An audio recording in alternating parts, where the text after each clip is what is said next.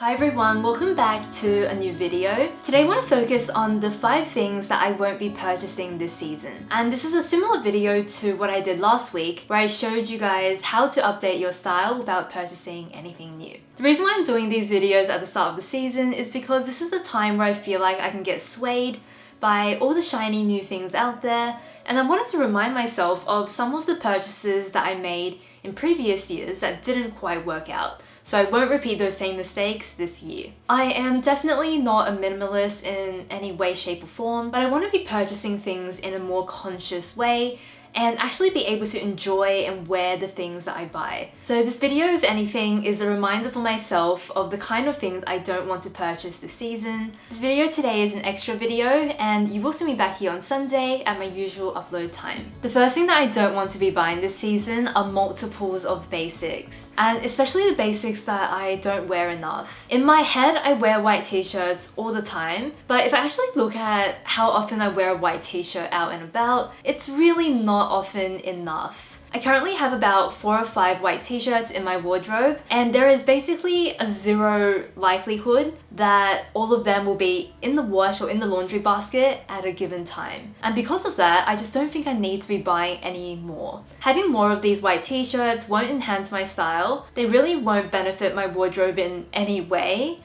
And I just feel like that money could be better spent on something else. White t-shirts are one of those things where if it is a part of your daily uniform, I think it would make sense to have quite a few so you can rotate through them and they'll last longer as well. But for someone like me, where I really don't wear it as often as I think I wear it, I really don't need to purchase a white t-shirt for a very long time.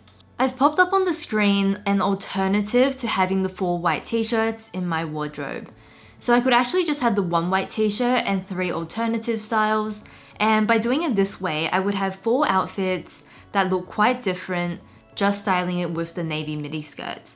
You saw in the cutaways before where when I'm wearing the 4 different white t-shirts with the midi skirt, they are all essentially the same, and I really don't think the difference is big enough to warrant having 4 options.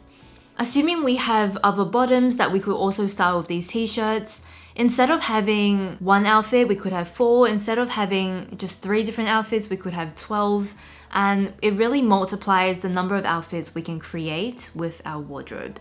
I won't be buying these alternative t-shirts right now, but I just wanted to illustrate to myself the fact that if I stop buying multiples of things, I could have more versatility in my wardrobe. Another thing that I don't want to buy this year are my thin layering knits in black or navy. I'm talking about the lighter merino wool knits or the lighter cashmere knits, but basically the pieces that actually don't get seen and are used for layering. For whatever reason that I don't quite understand in my head, at the start of the season, if I see a really good quality cashmere or merino knit, I will snap it up. This is a purchase that makes no logical sense whatsoever, but I find in my wardrobe I have 4 or 5 of these type of knits, and I just don't really need that many at all. I feel like 2 is probably a good number so you can rotate between them, and this is something that I will not be buying this year. The second thing I won't be buying this year are low quality boots. First up, when it comes to a boot, they are usually a higher price item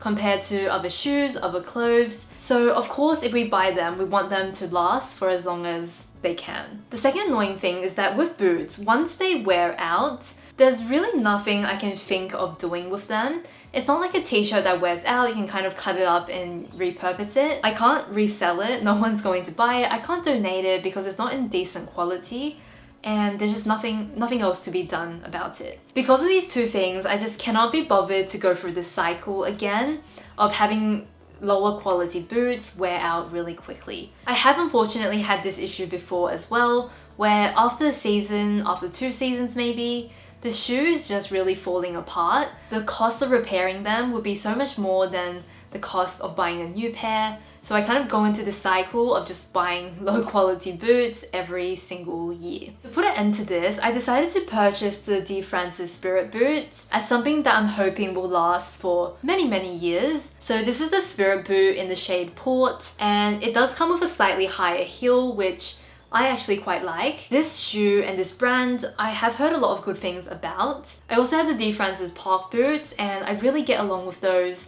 I feel like the quality of those is really good, and I'm hoping this will be exactly the same. So on first impressions, the shoe is very light, which I like. Wearing a heavy shoe with a high heel for me is just very uncomfortable, and I appreciate the lightness of this shoe. On the back of the heel, there's a pattern detail, and there's also a black kind of piece of leather that goes around the bottom, which just makes me feel that there's a lot of attention to detail in the design. This does have a leather sole, so I definitely want to bring it to the cobbler to get a rubber reinforcement sole put on. But other than that, I feel like I can't really review them until I've worn them for about 3 to 6 months for me to give you a proper kind of first impression review of this shoe.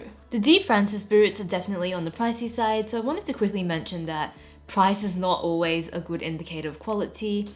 I have these boots from & Lover Stories, and these are a suede boot in that kind of sock boot style, and these have actually worn really well with no issues whatsoever. If you're looking for a pair of leather boots this season, I highly recommend looking into the difference between real leather and bonded leather. Bonded leather is made from shredded pieces of leather, and it's being glued together onto a backing. And this type of leather generally does not wear well. So do a quick search on this before you buy your boot, and this is something that I am now definitely avoiding. The third thing I don't want to be buying this season are any kind of simple jewelry pieces made from brass or a metal that tarnishes easily. I'm specifically referring to simple jewelry pieces like this pendant, where it's a kind of thing that I will reach for on a frequent basis, and because of that, something in sterling silver or in 9 karat gold, 14 karat gold would just last forever as opposed to plating, which will eventually wear off. That's a consideration I want to keep in mind in the future, and with a circular pendant like this, I really think you only need one, maybe something on it that you really love and is meaningful to you, but you only need one and they all essentially look the same, so you won't have to buy duplicates of it or ever replace it if you buy something more solid to begin with. So this is the jewelry regret from last year, and it's a beautiful pendant. I haven't had any issues with quality. It's just that it could have been a better material, and I would never have to purchase it again. When it comes to my favorite materials, I think gold vermeil, which is gold plated over sterling silver, is a better option at a similar kind of price point, because I find that when it's plated over silver, what happens is that the gold lightens in a more graceful way, and then eventually it will become more silver, but you won't have the jewelry turning green or anything like that, where it becomes unwearable. And then going from there, obviously you've got your sterling silver, you've got your white gold, you've got your solid gold, and these are all kind of materials that will last forever. I've really been into vintage and antique jewelry lately, and this is the kind of purchase that I would like to make more of in the future, and I definitely want to minimize the number of plated pieces that I have. I find that sometimes 9 karat gold jewelry, for example, is not that much more than plated jewelry if you find it secondhand, find it on sale, and it can just be something that will last much longer. My only exception to this rule is for statement jewelry, because for those pieces where you don't plan on wearing it as often, I think it's perfectly acceptable to go for brass or to go for gold-plated jewelry. Because you're not wearing it as often, it just won't wear out as quickly if you look after it properly. So I'm not saying everything has to be solid, high quality, but I think depending on how often you wear it, to judge it accordingly and to just keep the longevity of something in mind. With sterling silver and gold, if there's any dullness or if there's a bit of tarnishing on silver, I can always use a method to bring it back to its original condition. So for silver, I always like to go in with a polishing cloth, and it always restores the jewelry piece and makes it a lot more shiny.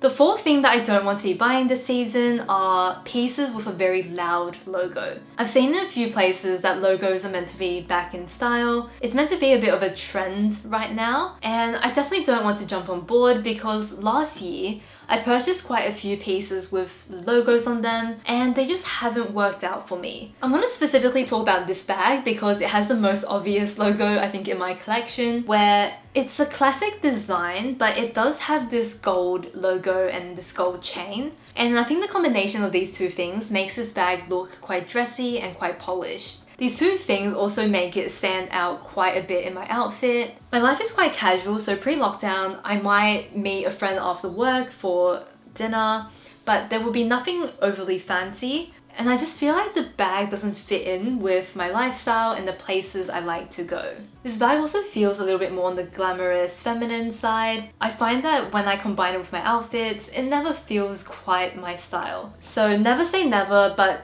this next season at least, I don't think I will be adding anything logo to my collection because it's just something that hasn't worked out for me last year and I don't want to repeat the same mistakes.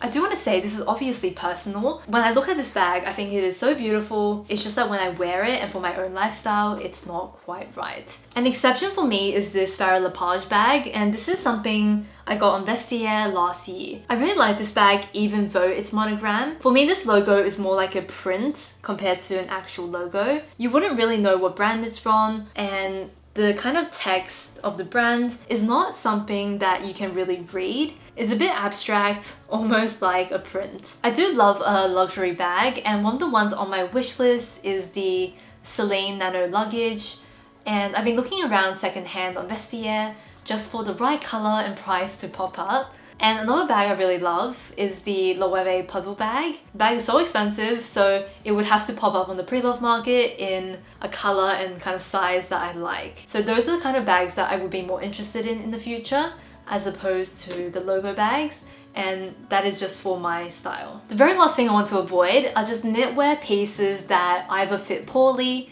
or are bad quality.